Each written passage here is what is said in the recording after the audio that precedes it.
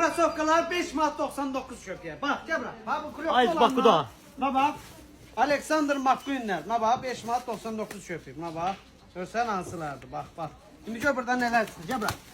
5 manat 90 köpüye bak. Ala. Oh. Layıklar. Buna göre şeyler geldi. Bak geçen şalvarlarımız geldi.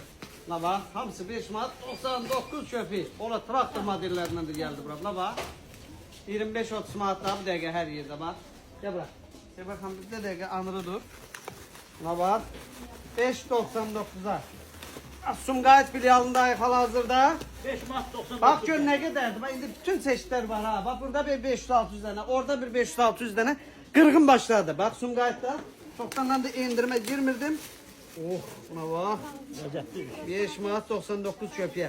Həddən artıq çeşitlərimiz çoxdur. Rus gələndə buna bax. 5.90-a. 5.90-a.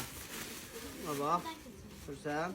Keçə bütün cinslərlə geyinməyə ləzzətli bir şeylər var. Durun gəlin Sumqayıt filialımızda həm qadın geyimlərdə, həm kişi geyimlərdə. Number 1 biz. İndirimimiz başladı.